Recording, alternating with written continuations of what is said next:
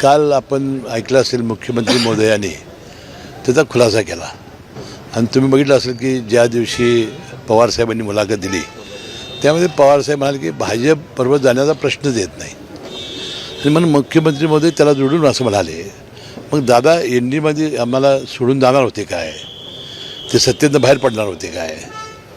त्यामुळं भारतीय जनता पक्षावर आपली बोलणी झालेली नाहीत असं मुख्यमंत्री महोदयांनी काल स्पष्ट केलेलं आहे. याबद्दलची महानगरपालिका, नगरपालिका आणि जिल्हा परिषदेच्या निवडणुकीच्या वेळेला अजितदादांची आणि त्यांची चर्चा झालेल्या होत्या हे स्पष्ट आहे. कारण अनेक ठिकाणी दोन्ही कुणाला घड्यावर लढायचं घड्यावर लढा, कुणाला तुतारीवर लढायचं तुतारीवर लढा असा स्पष्ट संदेश त्यांनी दिलेला होता. जयंत पाटील साहेबांनी सुद्धा माझ्याशी चर्चा केलेली होती की माझी आणि दादांची चर्चा झालेली आहे. परंतु राष्ट्रवादीच्या आम्हा सर्व प्रमुख नेत्यांना घेऊन पवारसाहेबांच्या नेत्यांच्याबरोबर कुठलीही चर्चा झालेली नाही. त्यामुळे हे सगळे प्रश्न आता अनुत्तरित राहिलेले आहेत.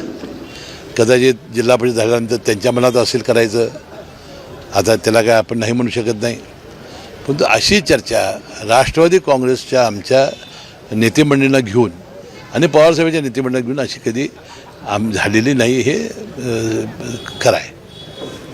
तुमच्या नेतृत्वाखाली राष्ट्रवादीची खूप मोठी छाप पश्चिम महाराष्ट्रात आहे. एवढं कोल्हापूरच्या महापालिकेची आत्ताचं जे राजकारण चालू आहे महापौर उपमहापौरपदासाठी राष्ट्रवादीची काय भूमिका असते? नाही आता आहे बघा, आमची यामध्ये शक्ती कमी आहे. योग्य तो जे आम्हाला द्यायचं ते त्यांना द्यावं लागेल. कारण दरवेळेला निवडणुका वेगवेगळ्या लढत होतो आणि आम्ही पदं वाटून घेत होतो. आता एकसंघपणाने निवडणूक लढवलेली आहे. आमच्याही प्रचाराचा फार मोठा फायदा या युतीला झालेला आहे. मला वाटते चंद्रकांत दादांची माझी राजेश क्षीरसागर साहेबांची चर्चा झालेली आहे. योग्य ते न्याय आम्हाला देतील अशी खात्री आहे. 4 महापौर होणे कितपत नाही बघा, लोकप्रतिनिधीच्या अपेक्षा फार मोठ्या असतात. आम्ही सुद्धा असं वाटत होतं, आम्ही ज्यावेळी पदाची खांडोळी होतो त्यावेळी आम्ही टीका करत होतो. पण आमच्या लक्षामध्ये आलं की लोकांना एकसंघ ठेवायचं असेल तर पदही वाटून द्यावी लागतात. आता वास्तविक 10 महिन्याचा महापौर होणार काय वर्षाचा होणार काय 5 वर्षाचा होणार याच्यापेक्षा प्रशासन एकसंघ ठेवून काम आम्ही कसं करणार, तिन्ही पक्षाची मंडळी एकसंघपणानं चांगलं काम कसं करणार ह्याला फार महत्त्व आहे. खुर्चीवर कोण बसणार नाही ह्याला फार महत्त्व मी देत नाही.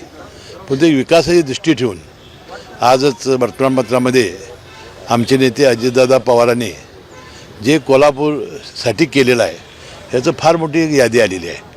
खरोखरच हे आणि तुम्ही बघितलं असाल की गेले 4 दिवस महाराष्ट्र सुन्न झालेला आहे. एखाद्या नेत्यामुळं इतकी जनता म्हणजे लोकप्रिय असू शकतो एखादा नेता हे आता ह्या निमित्ताने दिसलं.